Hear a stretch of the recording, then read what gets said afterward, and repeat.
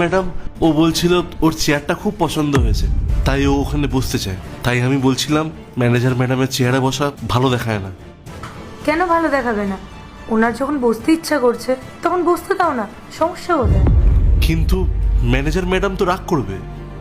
গোপাল, আমি এই কোম্পানির মালিক, আর আমি যখন তোমাদেরকে অনুমতি দিচ্ছি তখন কে কি বলবে? বসতে দাও ওনাকে। আচ্ছা ম্যাডাম, আপনাকে অনেক ধন্যবাদ।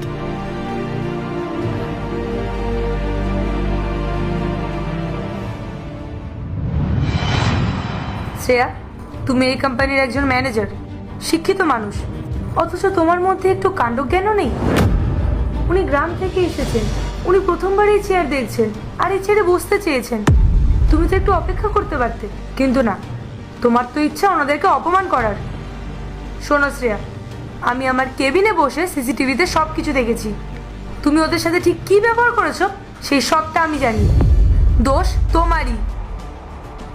তুমি ওদেরকে ছোট করেছো বলেই ওরা তোমাকে ধমক দিতে বাধ্য হয়েছে, এতে ওদের তো কোনো দোষ নেই। কেউ যদি নিজের কর্মচারী স্ত্রীকে এভাবে অপমান করে তাহলে তার কাছ থেকে সম্মান আশা করাটা বোকামো। আর শোনো শ্রেয়া, ওরা হয়তো সেই এডুকেশনটা পায়নি, কিন্তু ওদের মধ্যে যা মনুষ্যত্ব আছে না, তা তোমার মধ্যে নেই। আর আমার সামনে এখন এই নাটক করে কোনো লাভ নেই। ম্যাম, আমি তো জানতাম না যে যে আপনি ওদেরকে এরকম আমার চেয়ারে বসার অনুমতি দিয়েছেন। আমি জানলে কখনোই এরকম করতাম না। আমাকে ক্ষমা করে দিন ম্যাম। ক্ষমা আমার কাছে চাইছো কেন? যাদের সাথে তুমি খারাপ ব্যবহার করেছো তাদের কাছে ক্ষমা চাও। ম্যাম, হ্যাঁ, তুমি ঠিকই শুনেছো, ভুলটা তুমি ওদের সাথে করেছো।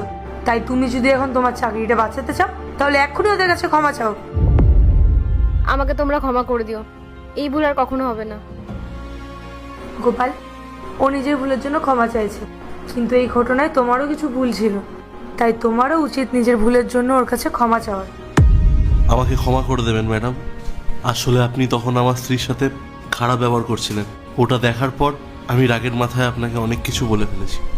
কিন্তু ম্যাডাম, কোনো স্বামী তার স্ত্রীর অপমান এইভাবে সহ্য করতে পারে না, তাই আমি আর নিজেকে সামলাতে পারিনি। আমার মনে হয় আপনার অহংকারটা একটু কমানো উচিত। ম্যাডাম, আমরা গরিব হতে পারি, কিন্তু আমরাও তো মানুষ। শুনলে তো, তুমি এখন এখান থেকে যেতে পারো।